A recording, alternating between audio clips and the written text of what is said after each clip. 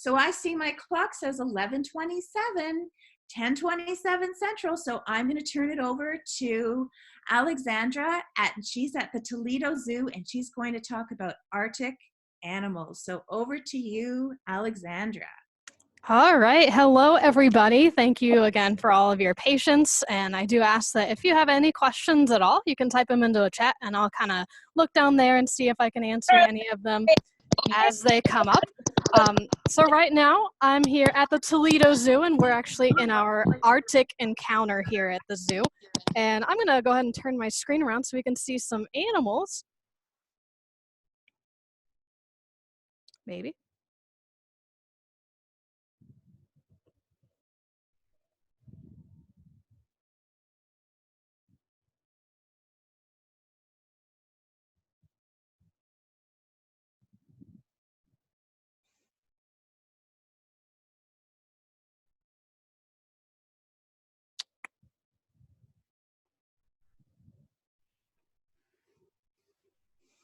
Maybe if you just turn yourself around, Alexandra. Yeah, for some reason my camera's not flipping, which it usually does. Okay, we'll have to work as we go here. So we're gonna turn ourselves this way. And I'll try to keep an eye on the screen so I can see it. We're looking at our seal exhibit and we have a couple of seals that are swimming through here. So hopefully one will come back up here in a minute. We have two types of seals here at the zoo. There's one. We have gray seals and we have harbor seals. Now the seals are a really cool example of an animal that is very well adapted to the Arctic. So if you're able to, in your chat, can you type what the word adapted means or what does the word adaptation mean?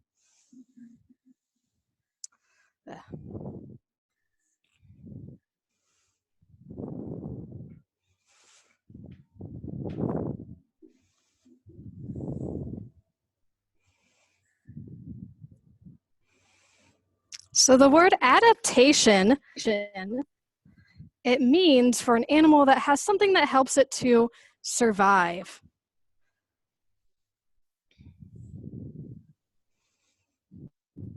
And so these seals have some really great adaptations that help them to survive. Probably their best adaptation is that they have these really thick layers of blubber. So if anyone knows what blubber is, you can type that into the chat. What does the word blubber mean?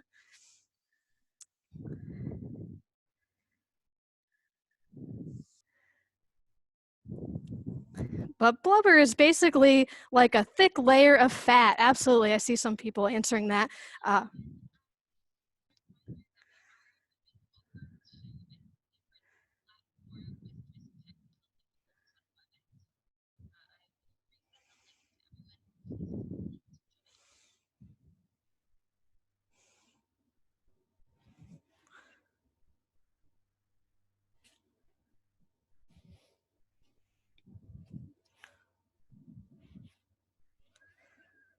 So yeah, sorry about that. These guys have a thick layer of fat, and in some species, it can even be a couple inches thick. So that thick layer of fat helps them to survive in the cold, cold Arctic where they're from, and while they swim. So these guys spend most of their lives in the water. If you've ever seen a sea lion, you might know the difference between a seal and a sea lion. Seals are not very graceful. They have to be mostly in the water to be graceful, and they swim pretty well, but when they're on land, they're not so graceful and they kind of flop around on the land. So when they spend their time in the water, they have that thick layer of blubber that helps them to survive. Stop talking, Harper. Because you need to stop. You can see they're swimming upside down. Some of our zookeepers have different ideas about why they swim upside down. Some think that's just their way of being playful. Some think that is kind of how they are a little bit more aerodynamic. So this guy right here, this one's a harbor seal. This kind of smaller one that's doing a little flip here. And if you can see one kind of floating in the back there, that's our gray seal. The gray seals are a little bit bigger. So here's the gray seal right here.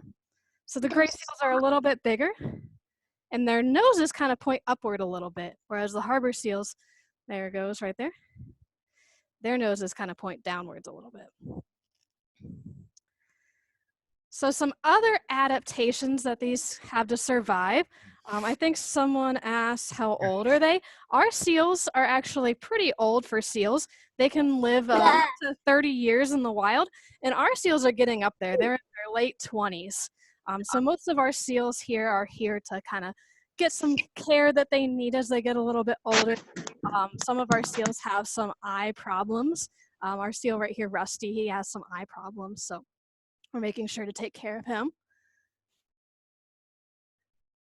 Some other adaptations they have to survive, you can see that their flippers actually have little claws on them, and that does help them to get up onto the ice when they need to get up onto the ice. Their flippers are specially formulated or made to help them to swim and kind of paddle back and forth. And they can hold their breath. Does anyone have a guess of how long they can hold their breath? If you want to type that into the chat.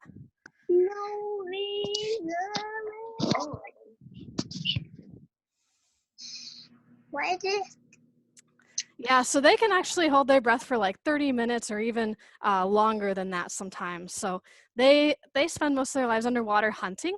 When they're having babies, they have a thick milk that they create. So if their babies drink milk and they kind of have a little bit of fur on them that you might be able to see, what kind of animal is the seal? Do you think it's a fish, or do you think it's a reptile? Do you think it's a mammal? Yeah, it's a mammal. So it does feed its babies milk, and those babies need a lot of milk because they have to grow up really fast. So they generally grow up, they stay with their mother for just a couple of weeks until they're weaned off of that milk and they start hunting on their own. So they grow up pretty fast and they drink a lot of milk when they're first born. When the babies are first born, they're also more fuzzy. So they're actually kind of a white fuzzy color. And when they grow up, they kind of lose some of that fur and turn more into the kind of blubbery, or a little bit less hairy. All right, so if anyone else has any more questions about the seals, you can go ahead and ask those in the chat. Yeah, I saw a lot of you that wrote mammals, so good job. You guys know your types of animals. All right, well, it's a little awkward for me. I'm gonna kind of turn it back to myself and walk along and see if we can find another animal. How long do they live? They can live up into their 30s, even in the wild, and in captivity, maybe even a little bit longer than that. Yeah, our seals, they do have names. I don't know each and every one of the seals' names. I think one of them's Harry and Rusty, but the keepers do give them names. Okay, we are fine.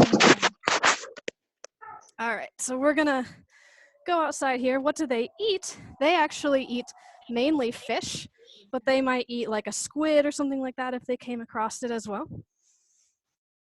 And someone said, how fast can they swim? They can swim pretty fast. I want to say they can get up to the 25 miles an hour or something like that. All right, so we're gonna cross our fingers here. I saw our polar bear a little bit earlier, and I think he might have denned up in a place that we can't see him, but I'm gonna turn my screen so you can at least see his exhibit here a little bit, and I'll kind of wander around and see if he comes back out. We have a really nice exhibit here at the zoo for our polar bears. It's full of all sorts of things called enrichment. So if anyone thinks they know what the word enrichment is, you can type that into the chat. What do you think the word enrichment means? It's a little bit different than what we mean when we talk about enrichment in school.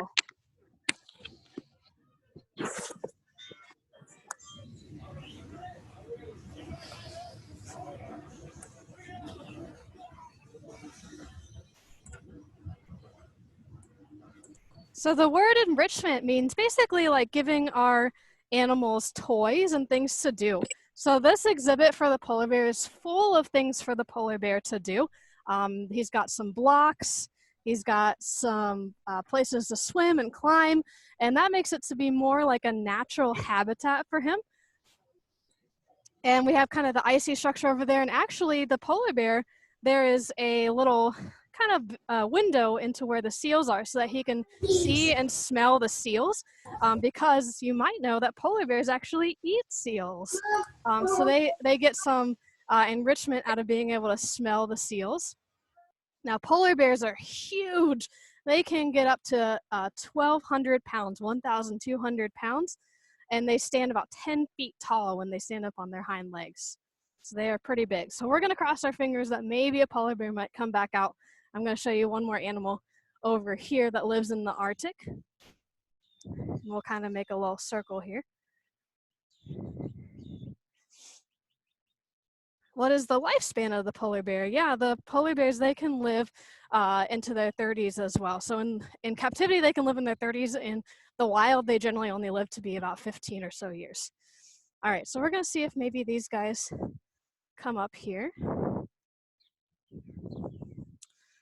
Over in this exhibit, we have some Arctic wolves. Yeah. So someone asked, are polar bears' fur hollow? Yeah, actually their fur is hollow. It's actually kind of a clear color, and that helps them to stay warm in their natural habitat because that fur will help to reflect the light, and it kind of bounces off of them and helps them to scatter the light and keep warm a little bit. All right, here the wolves come. See, We got someone coming up to see us. Hi, guys. we have a few minutes left. So these guys are called Loki and Lobo, and I forget the third one's name. We have 3 brothers here at the Toledo Zoo. Here they are. And I think they miss people, so they're coming up to say hi to you guys. All right, so I'm gonna look at some of the questions here. Someone asked if we have penguins. We do have penguins, but we are actually learning about Arctic animals today. And does anyone know where penguins live? If you wanna type where penguins live into the chat. Antarctica, yeah, they live in Antarctica. So you would never see a penguin and a polar bear overlapping. But we do have penguins. They're all the way on the other side of the zoo. So it's hard to get to them from all the way over here. Someone asked how long do wolves live? These wolves live about as long as a dog or a cat. So they live into their teens, maybe their 20s if they have a lot of good food and care as well. And how old are these wolves? They're still pretty young. They're not quite 10 years old yet. And they're just 3 wolves that live at the zoo. So we have these 3 brothers that live here. So these guys also have some really cool adaptations, some features that help them to survive in their natural habitat as well. So you can see their coloration, of course, is a really great adaptation for them. I'm gonna go into this little house over here, see if we can get closer to them again. So their color, of course, what's the word for when an animal blends into its surroundings? Does anyone know that word for when an animal blends into its surroundings? Yeah, camouflage. So obviously these guys have really good camouflage for blending in to the snow. Actually, this building is locked up, so we'll just stay out here.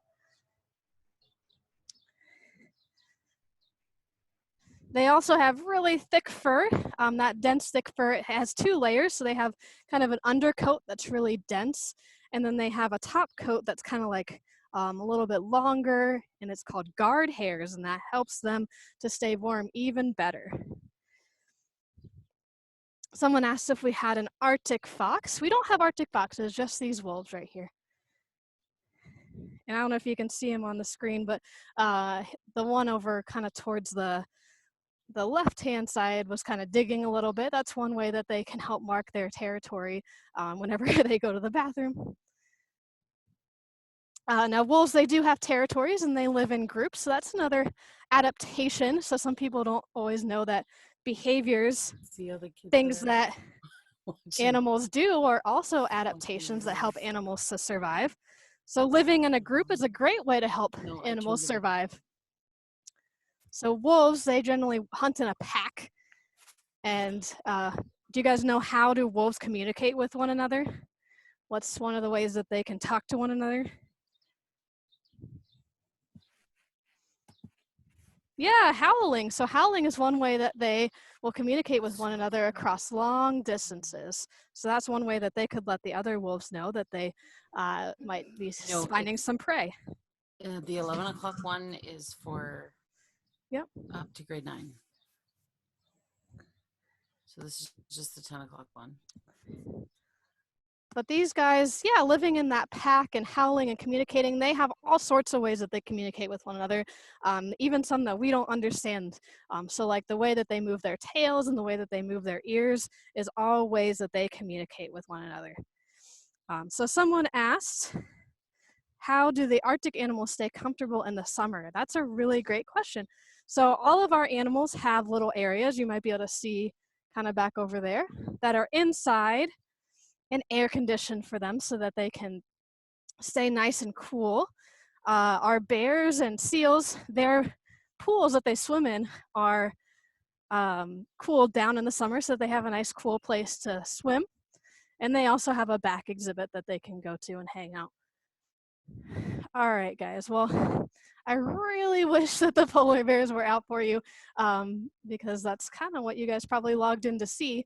But unfortunately, our polar bears look like they've gone to sleep back behind the rocks for us. So I can tell you a little bit more about them. We have 3 polar bears here at the zoo. We have Marty, who's our big male, and he weighs about 800 pounds. Yeah. And we have our female named Crystal, and we have her baby whose name is Bo, who's a little boy. And Bo is about a year old now. And they're all sleeping behind the rocks, of course. But I think what I can do is I can send your teachers a video that we took a couple of days ago, and hopefully she might be able to share that with you guys because it was really fun when they were outside. So like I said, the polar bears have a lot of really good adaptations to help them survive too. Their blubber, their fat that we talked about, can get up to 4.5 inches thick, which is really thick blubber that helps them to stay warm. They have these claws that are like 2 inches long that helps them to grab seals, which is their prey. That's what they need to eat in order to stay healthy and have enough fat to stay warm.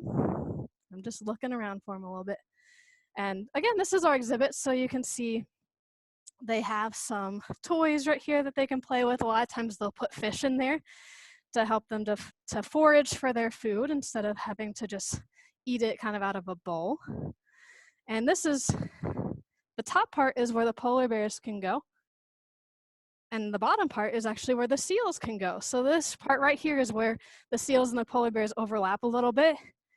And the seals can look down, or sorry, the polar bears can look down and see the seals. So since the seals are out, I'll kind of move back over to them so we can watch them swim a little bit more while we answer any other questions that we might have. There we go. We don't have any Arctic whales. Someone just asked about whales. We don't have any whales here. They require really big tanks, so it's hard for us to have whales here at the zoo. Alex, somebody was also wondering how tall that fence was that had the wolves. It was Theo, and Sue Lookout was wondering how tall. Oh, yeah. Yeah, great question. That was, I would guess it's probably close to 10 feet tall. It's pretty tall because wolves can jump pretty high. It also has a curved top to it so that even if the wolves tried, they couldn't really get out. So we got to make sure that all of our animals are nice and safe. Yeah, that's pretty cool. All right, any other questions? Is there glass under the polar bears so they don't eat the seals? Yes, absolutely. We definitely want to make sure that our seals are nice and safe and they're not going to become prey to our polar bears. So there's glass between them, very, very thick glass, very strong glass. So they can look, but they can't touch. And polar bears in the wild, they can wander 19 miles in a day to help them to find food. And they'll kind of hang out around a seal hole or a little breathing hole for seals and swipe their paws to get that food. So I wanted to share with you guys really quick a website that you could visit if you wanted to learn more at home. So I think I'm sharing my screen right now. This is a website called Polar Bears International. And it's really fun if you want to do it at home. You can find different polar bears and see where they're going. So the purple one is the Toledo Zoo's polar bear. And let's see, it's traveled 2,738 kilometers over its life since it's been tagged. So if you want to kind of click on some other polar bears, you can see how far they've traveled. So let's see, like this orange one from Adventure Canada has traveled 1,965 kilometers since it was tagged. So something fun might be to go on there and maybe make a map of Canada, and you can kind of see where the polar bears are moving and maybe keep track of them over a couple weeks and see how far they've traveled over a couple weeks. You can also learn more about polar bears at this website as well. So it's really fun if you want to do that at home. I'm going to stop my share here and show you really quickly, since we didn't get to see polar bears, I have a couple of items here. So I was just talking about Polar Bears International. This is actually a collar that they put onto the polar bear, so you can see how big it is. It's bigger than my head. And so this is a really sturdy collar with a big battery, so it can last a couple of years, and it will show you that's what they put on those polar bears that we just looked at. And here's a little sample of some polar bear fur, since we didn't really get to see any. So you can see how thick and coarse it is, and just like the wolves, it has kind of two layers. It has kind of an under coarse layer and some taller guard hairs. And a lot of people think that polar bear fur is white. It looks white, right? But it's actually clear. Like we said, it's hollow. And just that reflection of the light off of it makes it to look white. All right. So I'll go ahead. Is it soft? Someone asked. It's very not soft at all. It's very coarse. It's definitely not like dog or cat. But it's not really that fun to touch. It's a little coarse. And Alexandra, someone asked, what does the tracking collar do? Yeah, that's a great question. So if you go to that Polar Bear International site, it's basically like the GPS on your phone. It tells you where the polar bear is. And so you can use it to find where the polar bear is. So if you want to type into the chat, why would we want to do that? Why would we want to figure out where polar bears are? What do you think? Why would we want to do that?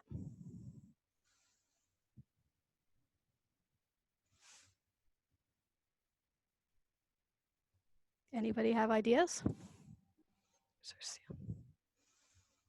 Yeah, like data. Okay, yeah. So in order to help protect polar bears, we need to learn more about them, and we need to know where they're going, and we need to know what kind of ice that they're using. So yeah, someone said habitat loss. So we want to see if the places that they're spending a lot of time in, if they're losing their habitat, we can keep track of that and we can see where they're moving. So it's really important for scientists to have that kind of information to help protect the polar bears. Well, Alexandra, I really want to thank you and the students and parents who showed up today for our very first Connected North at Home.